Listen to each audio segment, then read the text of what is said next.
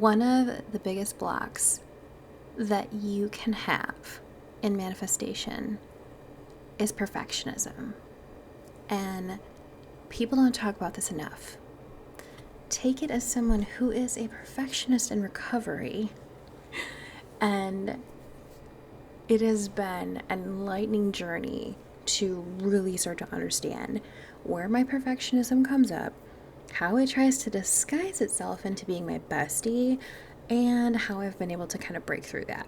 So, in this video, I want to talk to you a little bit about the 3 big ways that I was able to start dismantling my perfectionism so that I could really get in to understanding what I truly wanted and desired, which of course then helps you to manifest. If you're new here, my name is Bianca, and welcome to the Intuitive Sparkle podcast. We're happy to have you here. Perhaps you're a sparkle seeker. Oh my goodness, that is a tongue twister, and my Wisconsin accent came out there. Sparkle seekers, welcome. Here we are goofy. We are all sorts of in our fields, and that's part of this amazing, beautiful journey we call life. And one of the biggest things that we have come here for is to create a life that we love, which I will preach over and over again. So, my potentially fellow perfectionist in recovery, let's get down to business. So, first thing is recognizing perfectionism. Where do we see it in our everyday life? For me, I often would see it in my 9-to-5 job. It would be the need to ask 5 million questions before proceeding with action. It would be the way that I would edit an email over and over and over again in order to basically hit send. I mean, it would take a really long time, guys. It wasn't that great. And another big way was trying to be 10 steps ahead.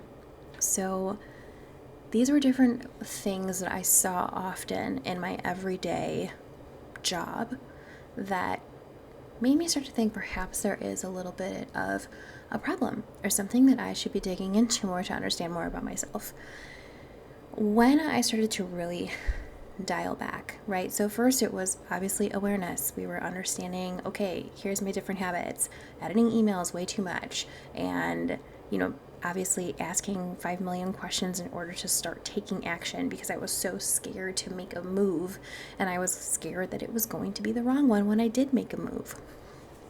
So how did I cover it up? I would say that I was somebody who really analyzed, someone who really liked to understand. And these are just all ways that I was masking my perfectionism. The birth of my perfectionism started when I was a child and growing up with a parent who was a narcissist.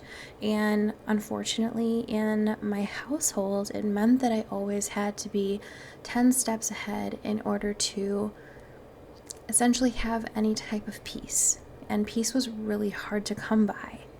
And these ways of me coping or getting through was to anticipate. Why? Because if I didn't, it would lead to failure. So then as I grew up, I started to adapt these different things and called it perfectionism, tried to create it into a positive spin, right? In fact, I think many of us who maybe came from a similar upbringing try to spin off these different tools of survival that we gained or had to take on at such a young age into a positive and say it's perfectionism and it's more accepted in a workplace or by just the average person in general. So there is a lot that I want to teach you when it comes to my journey in perfectionism. But for this video, we're going to really hone in on 3 big ways that I was able to start to break free of my perfectionism to allow myself to work in my manifestations with much more ease. So, one of the first things that I had to do was to get present. That was a really, really big one. Now, the ways that we get present are, I think, sometimes a little bit more difficult for someone who has come from a household where you perhaps grew up around a narcissist or were raised by a narcissist, because again, our brains are wired for survival, and so we're always having to think in the future and taking things from the past in order to create safety for our future, right? So being present can be difficult. So one of the ways that I would do that was just by stopping, catching my breath, and doing a body scan. I still do this to this day because I cannot tell you how many times I catch myself like this, or I recognize I'm holding one shoulder higher than the other. Now, 9 to 5 is, a desk job, naturally kind of like this, but even in a natural state of sitting, my shoulders will still be really tense, or I'll catch that my jaw has been really tight, or I'll suddenly catch myself with clenched fists. These are different things that helped when I did the body scan. It helped me to tune into my body to recognize, why am I feeling this way? And it doesn't always have to be in that moment that we're recognizing something's happening to us that's making us feel that way. It could be that there was something that carried on from the morning that is kind of lingering in the back of our mind, and we're holding on to it and we have to release it. And so when you practice being present, the first thing you want to do in order to get there is to have your body be more in sync with you in the present moment. So catching, just, not catching, but visualizing, just like I like to think of a light, right? Just going slowly down from the top of my head, down past my eyes and my jaw. And now, as perfectionists, we're thinking, how long do we do this? Where can I do this? How do I do this? Well, good news is I'm still developing my channel, and I'm going to be developing different meditations for you that'll actually guide you through body scans, so you've come to the right place. And if, you're dialing in pretty quickly after this video gets posted, it might not be there yet. So if you're thinking, how do I do this on my own? You're going to allow yourself to go at your own pace, okay? Now, if you're thinking, I'm in a 9 to 5, I'm pretty busy, take a bathroom break. Do it in the bathroom. Just close your eyes and just, again, let that light, visualize it, just kind of slowly going down, and just see, how am I feeling in my eyes? Like, oh, my eyes are a little bit tired. Like, take a deep breath in and just kind of imagine breathing in some beautiful light energy, right? And breathing out things that just don't serve you, or breathing out that fatigue behind the eyes, right? Like, allow yourself to really lean into it. And then as you get to your jaw, just let your jaw slowly start to release if you're noticing clenching. And then maybe you get to your throat and you're like, oh, it feels a little tight. Start taking in some deeper breaths and imagine your throat expanding like this. Even if you have to use your hands to make that visualization, and just letting it relax, letting the muscles relax, going down to the chest area. And as you get there, you might notice more tightness right in here. Sometimes I have that. And what I'll even do, if I feel like I can't do a visualization that'll allow my shoulders to drop, or that'll allow some of this tension to go, our physical touch goes a long way, believe me. So there's 2 ways that I do this. That's 4. 2 ways that I do this. So one of them is just a really quick massage. It doesn't have to be anything crazy, but just kind of allowing your muscles to feel the warmth of your hand, and just kind of breathe through it. Just a really, quick, slow circular motion. Did I say quick, slow circular motion? I did. So just a slow circular motion, and you can do it 3 to 5 times on each side, because again, this is something that we're trying to do maybe during a break or while we're in the bathroom, depending on your situation. And another thing that you can do is also a part of a meridian tapping. So we have meridian points that are right here by our collarbone, And I'll teach you guys more about this in the future again. I've got a lot of information to share with you, and I'm really, really excited. So we have meridian points right here. And these are essentially, I'm going to put it in really general layman's terms, like points that help our bodies to relieve stress. So you could just do like a really quick light tapping motion as you're bringing your light through, and just breathe through it. And imagine your shoulders and your chest just relaxing as you do that. And then you can just kind of let it go and continue your body scan and going down towards the torso area. And then as you do the torso area, you can take deeper belly breaths where you're really allowing your tummy to fill with air and let it go and let the tummy relax. That's a really good way to do it. And then as you go down towards like your hip area, you can try and do just like little circular motions in your chair, or you can try just to move side to side just to get in touch with that space. And then as you go down towards your legs, you can even kind of stretch your legs out a little bit. Or, if you're standing, you can just kind of wiggle them a little bit, because we're even, moving energy. Sometimes energy gets stuck in our body, and that's what causes these fists, or it can cause the tightness here, or, wherever we might store different things that can impact us on a day-to-day basis. So those are just some really quick tips on how you can work through your body scan.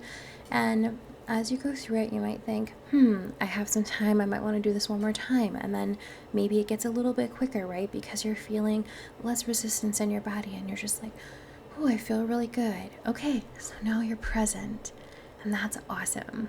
So once we are present, then we can start to practice something like gratitude, where it's just like, I am so grateful for my body, or I'm so grateful. You can even name out specific things, right? I'm grateful for my hands, right? And like the different things that your hands do, like maybe in your job you do some type of crafting, and so you're expressing gratitude to your hands for allowing yourself to do these things.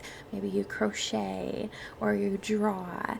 You're a content creator, right? Like, and then maybe you're really big into walking or running or just being active, and expressing gratitude for like your legs or your agility.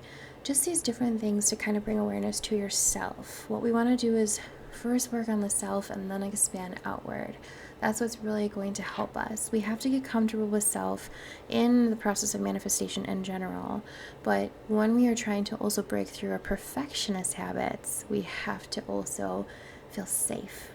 And we have to start with us first. This is where safety is created, and then it starts to radiate outward. So those are some things that you can do when it comes to practicing being more present. Another thing is when you're working through a perfectionist block, you also might experience things where you're wanting something but not knowing exactly what you want, or you're wanting to take action on something but you're not sure what action to do. So one of the things that I would highly recommend to try is practicing visualization. The reason that this has helped me so much is because it's allowed me to even see more into my blockages. And you might be thinking, Bianca, there's more blockages? You didn't tell me this. I want you to look at the word blockages as something fun, an opportunity to learn about yourself. Think of it as a closed door, and it's like, what's behind that door? Well, we got to figure out how to open it first. So try to have fun with this, because one of the things that I wish that I could do differently in my journey, now I believe everything happens for a reason, it's all divinely guided, but one of the things, if I could do it differently, is making light of different terminology that used to trigger me, and blockages was definitely a trigger word for me. So think about some ways that you can change the terms or visualize the terms differently. How fitting that we're talking about visualization. So when it comes to visualization, you want to picture what it is that you want. It doesn't matter that you said one thing yesterday and you're saying another today. You want to really ease in to understanding what it is that you are trying to manifest. So let's say that it's a promotion at work, okay? Let's just, since we're on the topic of work, let's stick with it. And you want to start to see yourself in that role. Okay, so you're starting to see yourself behind this desk or doing whatever it is that this role does, and you want to really lean into it. What does the environment around you look like? Maybe there's a specific spot that this role sits in, so you're visualizing yourself in it. What does it smell like? What do things feel like around you? We really want to activate your senses in the visualization practice. How do you feel when you're doing this role? You want to actually really hone in on that emotion that's coming up for you as like you're doing this role in your visualization. And maybe there is like something you have at your desk, like a snack in this visualization. What does it taste like? Again, we're putting ourselves in that moment, even though we're creating this in our mind. And then after you do those things, start to play with it a little bit more. What does your day in a life look like? What are you working on in terms of big projects? What does your impact look like? How do the people feel who are interacting with you? How do you feel interacting with those people? And just start to really see yourself in it. So the reason that I bring up this as a practice that will help to work through a blockage like perfectionism is because sometimes we don't know what we don't know. And I know that sounds a little bit silly, but I remember back in one of the corporate jobs that I had, I knew that I wanted to train. I knew I wanted to coach. And I had no idea what it was that I wanted to really do with that idea. So let me explain this in a more simple term. Essentially, I knew I wanted to teach and coach, but I later found out it just wasn't at that company. And it wasn't necessarily in a corporate job in general. It was teaching and coaching you. That's what I wanted. And it took about 3 years for me to lean into that. Had I actually used visualization and started to recognize that if I would have visualized myself at that company doing trainings and things like that, I think I would have known really quickly, oh, that doesn't feel good to me.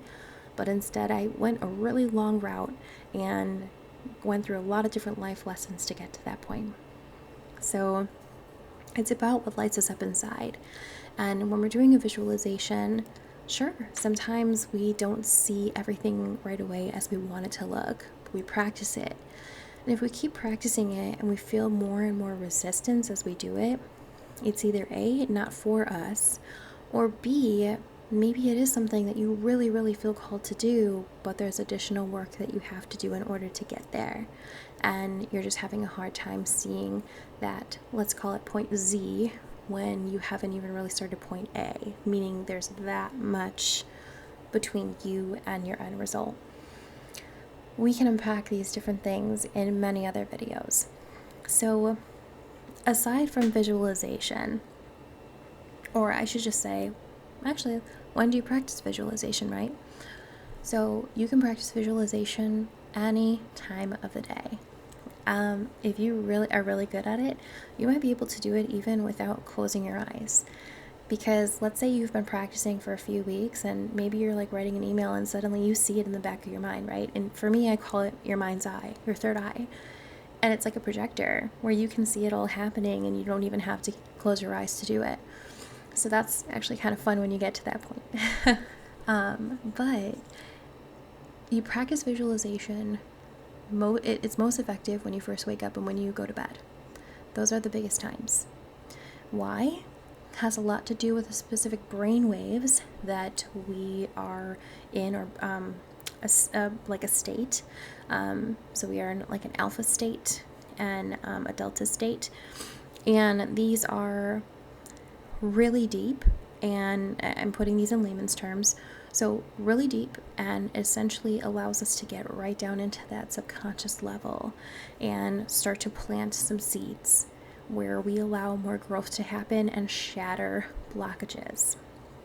So when you first wake up and when you're ready to go to bed, those are the best times. Now, you can absolutely keep practicing throughout the day. I know that there's a lot of different tools out there, like Nikola Tesla's 369 method.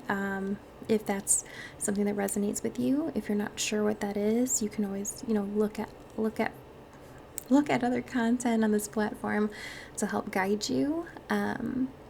Otherwise, if it feels good to practice a few different times during the day too, if you are really good at taking a lunch break, or maybe it's whatever downtime that you have, when the kiddos are going down for a nap, or whatever your day in a life looks like.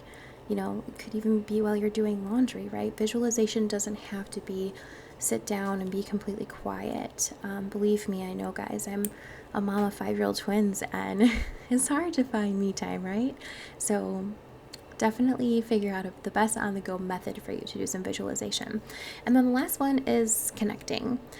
So this one definitely does require a little bit more time for you to be comfortable with going within. Now, there's someone, I'm going to name drop here, Christy Sheldon, who is a really great teacher out there about connecting to your intuition, and she's one of the people that I learned from. And what I loved about Christy's method, and I'm giving her credit here because I never want to, adapt someone else's teaching and say it's my own. I don't think that's fair. Where it's essentially about connecting to your intuition, and she recommends setting an alarm on your phone every hour. Guys, if there's ever been a sign, it's that. That was literally my last alarm clock of the night, reminding me to connect to the light. Literally what I was just talking about, and I didn't even plan that. Didn't even look at the clock.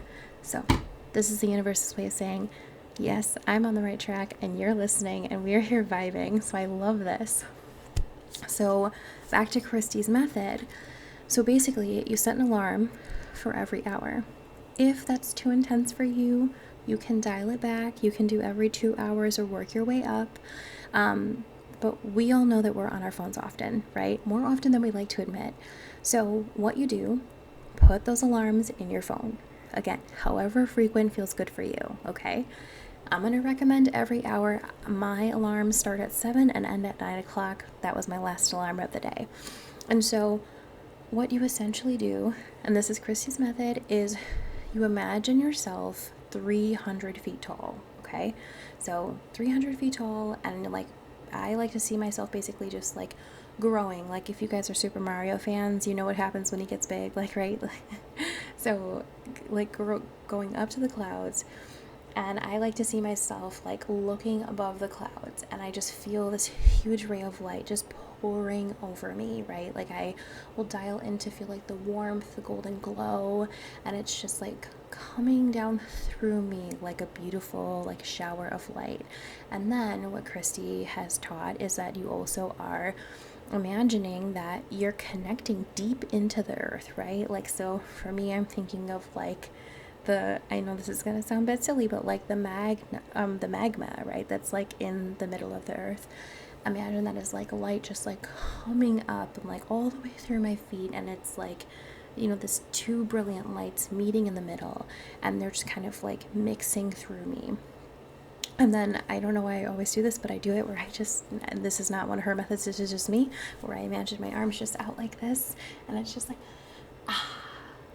feeling so good that I have this light just erupting through me.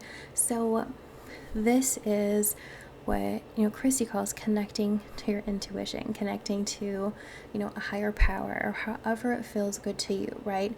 Now here, you guys know I'm a spiritual person, so I believe in God and the universe. So to me, this is my way of connecting with God wisdom, and dialing inward. I believe that God exists within and without, meaning outside of us. So as you do this more and more, you're connecting to the light. And this is one of the best ways I have found to really connect to intuition. I feel like it breaks down a lot of my perfectionist barriers, because I had, for a very long time, watched many videos out there trying to understand what intuition was. I've heard so many people describe it in so many different ways, and what I have come to recognize is that it can feel different for every single person, no matter how many people out there are experts. They can say it's exactly this. It's not the same for every single person. Just like no body is the same, no intuition is necessarily the same either. There might be some people out there that disagree with me, but as someone who is dialed into their intuition, I can say sometimes it hits different. Certain days I hear a whisper, another day I feel something and it's just like feels like a spark of motivation, or it's like a clear cognizance, right? Like a drop in of information. And it doesn't mean that I'm suddenly hearing somebody say it. It's just like, "Oh, I think I'll do that today." Comes out of nowhere. Intuition presents itself in many different ways. It's not always the same way. And doing Christy's method, again, just solidified how intuition works for me. So I definitely am going to recommend to connect. So again, when we want to start breaking down perfectionism and getting it out of our way so that we can start working on creating a life that we love, manifesting our true desires, then I'm going to recommend getting present with your body. Do your body scans. Practice your gratitude. Start within and then go outward. Do your visualization exercises. And lastly, connect, connect, connect. So, my beautiful sparkler. I'm going to call you guys sparklers. I want to say sparkle seekers, but it never turns out right. So I'm going to call you guys sparklers, okay? So, my beautiful sparklers, thank you so much for being here, for embracing my quirkiness, because I just don't know how else to be, and for trusting your intuition to guide you here today to learn a little bit more about how we can get closer to a life that you want to have, a life that you are in love with. So, if you want some more content, then you know what to do. Subscribe and like. And if you're interested in working with me at this moment, depending on how soon you watch this video, there might not be additional information down there, but I am coming up with a few different programs and some freebies. So keep an eye on the description box below. Otherwise, just follow me and I'll definitely drop some more information as these programs come out. Thank you so much. Bye.